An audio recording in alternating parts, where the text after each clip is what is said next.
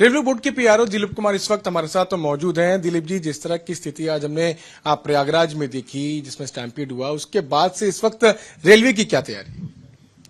Railway ने इस महाकुंभ के लिए अपनी व्यापक योजना जो बनाई थी, उस योजना के अनुसार हम लोग काम कर रहे हैं।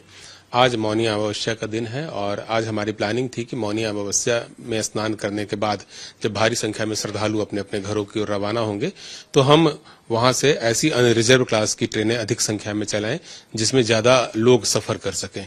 इसी उद्देश्य से आज हम लोगों ने कुछ गाड़ियों का मार्ग परिवर्तन पहले से कर रखा है और साथ ही कुछ गाड़ियों को हम लोगों ने सूबेदारगंज से खुलवाने का फैसला किया था, जो नियमित गाड़ियां हैं।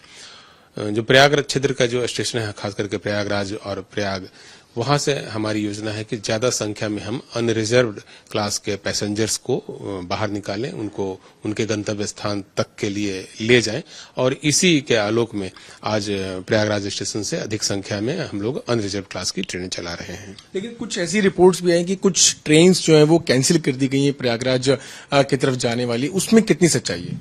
मिडनाइट के बाद जब घटना घटी तो एक दो ट्रेन को कुछ समय के लिए रेगुलेट किया गया था। अब वह रेगुलेशन भी ठीक कर लिया गया है। रेगुलेशन का मतलब होता है कि कुछ देर के लिए उसको होल्ड पर रखा गया था कि जब स्थिति वहां पर सामान्य हो जाए उसके बाद गाड़ियों को हम लोग प्रयागराज ले जाएंगे, क्योंकि उस समय स्थिति स्पष्ट नहीं हो रही थी। तो वो तात्कालिक निर्णय था जो कुछ समय के लिए लिया गया था। तो यानी कि किसी तरह की कोई ट्रेन में जो पहले का शेड्यूल था उसमें कोई बदलाव नहीं है, कोई ट्रेन कैंसिल नहीं है? तात्कालिक रूप से कुछ ट्रेनों को हमने होल्ड पर रखा था, उसको पूर्व के स्टेशन पर रखा था।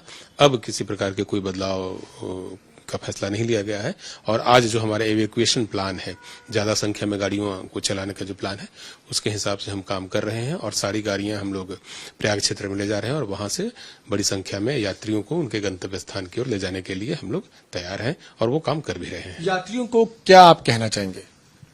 महाकुंभ एक महाआयोजन है और 144 वर्षों में पहली बार हो रहा है। तो ऐसे महाआयोजन में निश्चित रूप से धैर्य संयम की आवश्यकता होती है। सभी लोग धैर्य के साथ, शांति के साथ महाकुंभ में स्नान करें। संगम पवित्र क्षेत्र है। पवित्र भूमि पर यदि कोई अफवाह फैलाने की कोशिश करता है तो अफवाहों पर ध्यान न दें, अपने विवेक से, अपनी बुद्धिमत्ता से काम लें और अपनी आस्था के हिसाब से संगम में डुबकी लगाएं। डुबकी लगाने के बाद किसी भी मोड का इस्तेमाल करते हुए, रेल हो, वायु मार्ग हो, सड़क मार्ग हो, उसका इस्तेमाल करते हुए सुरक्षित अपने अपने घरों की ओर जाएं। एक आखिरी प्रश्न, लोगों में रूमर्स ना फैले, स्टैम्पेड ना हो, इसको लेके क्या तैयारी की गई रेलवे प्रशासन के द्वारा? रेलवे प्रशासन द्वारा इस बार रेलवे परिक्षेत्र में 1200 से अधिक कैमरे लगाए गए हैं। हमारी जो मॉनिटरिंग सिस्टम है वो 5 स्तरों पर भी काम कर रही है। प्लेटफॉर्म स्तर पर मॉनिटरिंग की जा रही है क्राउड की। इसके बाद स्टेशन स्तर पर हम लोगों ने मिनी कंट्रोल रूम स्थापित कर रखा है, वो सभी स्टेशनों पर है जहां पर के अधिकारियों की प्रतिनियुक्ति की गई है।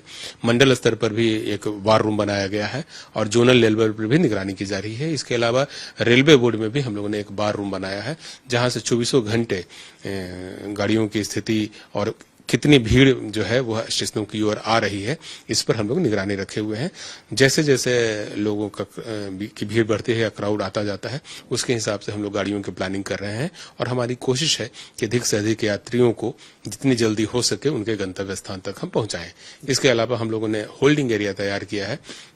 विगत वर्षों में जब विगत महाकुंभ हुआ था तब हमारे पास करीब 24-25 हजार लोगों को होल्ड करने की कैपेसिटी थी, जिसको बढ़ा करके हम लोगों ने करीब 1.25 लाख कर लिया है।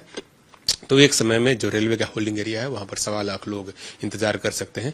उस होल्डिंग एरिया को भी कलर कोडेड हम लोगों ने किया है।